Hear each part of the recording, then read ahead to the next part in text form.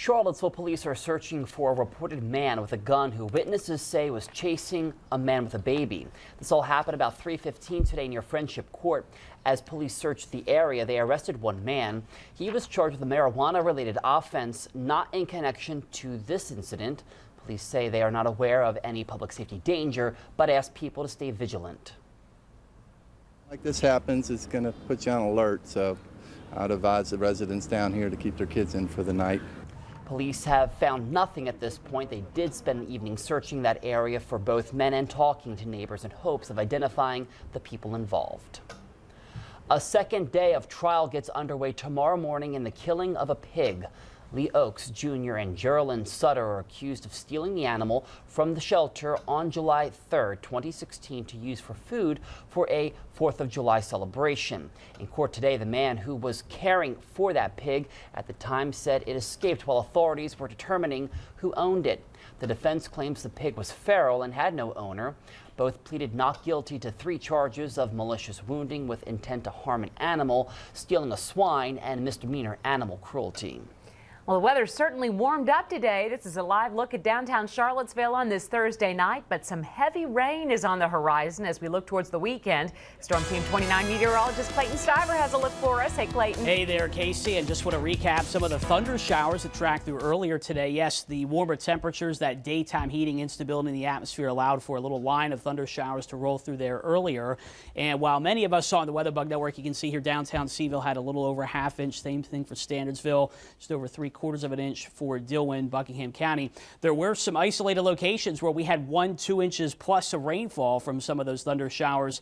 High temperatures 80 to 86 earlier today, and then the rains moved through and cooled things back, but we're still relatively mild tonight. Many folks sitting in the 60s, and those temperatures not expected to drop off a whole lot more as we head through the nighttime hours. Quiet scan of the exclusive dual pole triple Doppler radar. We'll call it variably cloudy skies overnight. Some locally dense fog could develop, though, especially those locations that did see the rain earlier. You can see low temperatures generally only between about 60 and 64 with a southwest wind 5 to 10. So maybe some of that fog for your Friday morning commute. That should mix out by 9 a.m. Partly sunny skies with a cold front tracking through in the afternoon. A few pop-up thunder showers are once again possible, and there is a low potential for some severe weather. I'll have more details on that coming up in a bit. Plus, the latest with that soaking rain. It's going to be a raw weekend, folks. The latest coming up in a bit with your 7-day.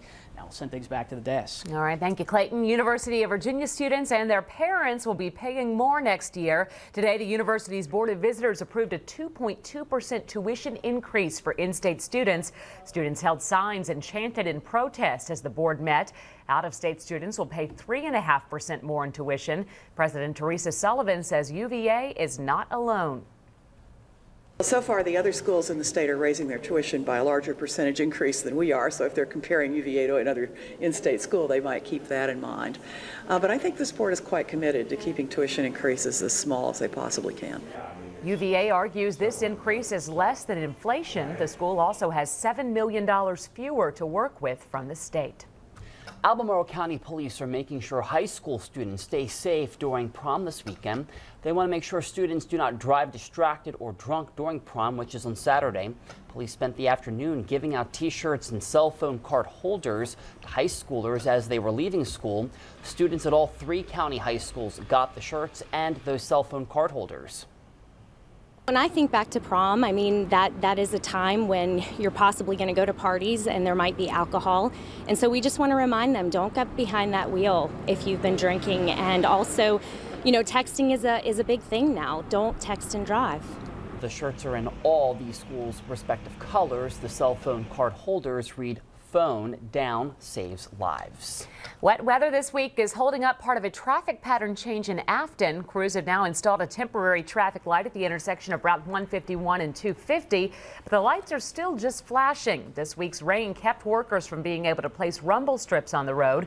They're hoping to get those installed and turn the new stoplight on by next Tuesday. A downtown traffic headache in Waynesboro should soon be over. VDOT says the new South River Bridge will likely be open within the next 2 months. Crews have spent more than a year rebuilding that bridge, which carries Main Street drivers over the water. Today, workers were pouring concrete for the sidewalks, which will run on both sides of the road.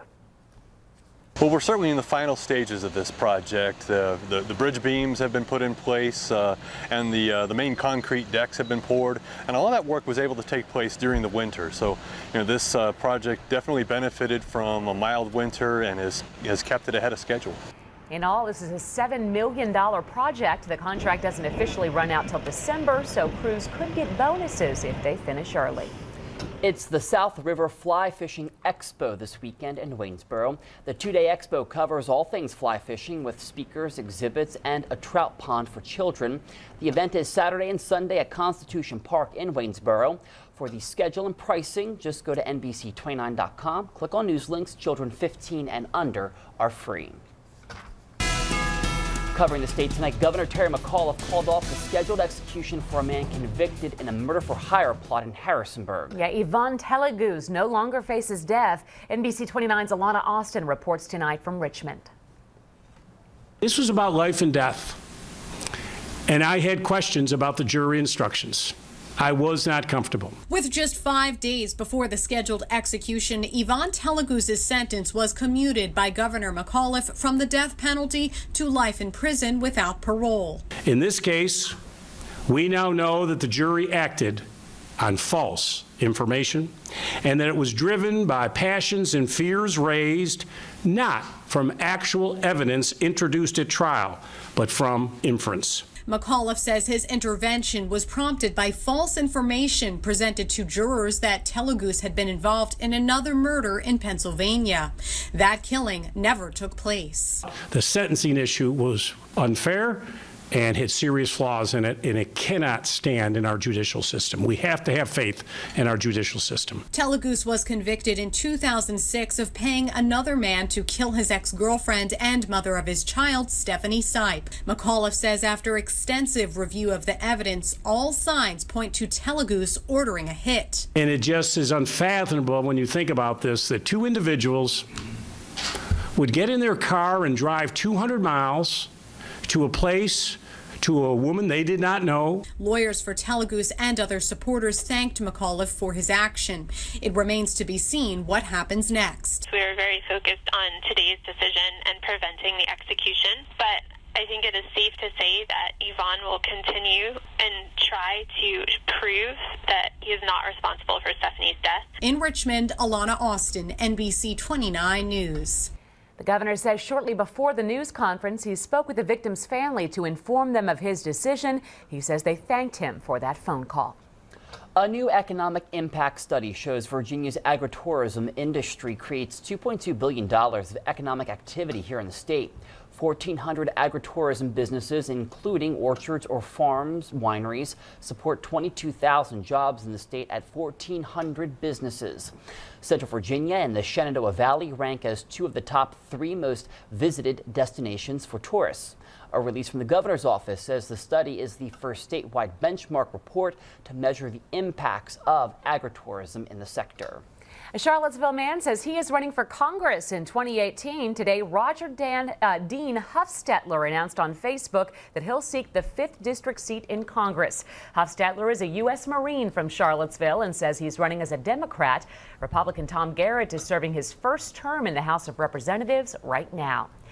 We're following the developments out of Paris, France tonight. The assailant who shot a police officer to death and wounded 2 others has been flagged as an extremist. Plus, Earth Day celebrations are coming to Waynesboro, but the usual location is changing. Details as your news at 10 continues on a Thursday.